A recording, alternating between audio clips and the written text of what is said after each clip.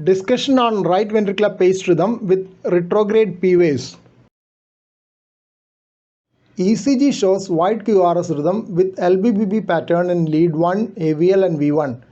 Axis is leftward and V6 shows negative QRS complexes indicating pacing from right ventricular apex. Pacemaker artifacts or spikes can be seen on close scrutiny in V4 to V6 just before the onset of the wide QRS complex. Please subscribe to this channel for future updates. Click on the subscribe button. Press the bell icon after that for all updates. Andrograde P waves are dissociated from the QRS complexes. Hence, the basic rhythm was complete heart block which needed a pacemaker. Retrograde P waves marked as P prime are seen after the paced QRS complex in lead 2 rhythm strip with a reasonable retrograde conduction time.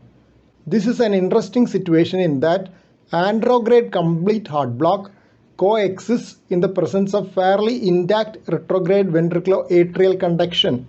Here the retrograde P waves are negative in inferior leads, suggesting retrograde activation of the atrium. Negative P waves in V6 due to retrograde conduction during right ventricular pacing has been reported by Venkataraman K. Though usually negative P waves in V6 signifies activation starting from left atrium, that is left atrial rhythm. In single chamber pacemakers, retrograde P waves can cause reverse atrial kick as the atrial contraction occurs during ventricular systole, leading to regular cannon waves.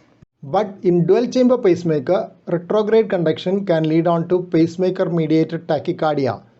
Pacemaker mediated tachycardia can be prevented by programming the post-ventricular atrial refractory period or PVARP beyond the time of occurrence of the retrograde P wave. Pacemaker mediated tachycardia or endless loop tachycardia occurs because the retrograde P wave is detected by the atrial circuit of the pacemaker and triggers a ventricular pacing after the programmed AV delay.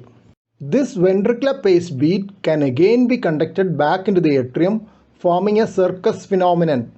Programming PVARP makes the atrial circuit refractory when the retrograde P wave arrives and prevents triggering of ventricular pacing and hence the endless loop tachycardia.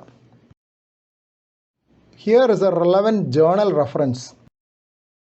Please don't forget to subscribe to this channel for future updates and click on the bell icon for all updates. Thank you.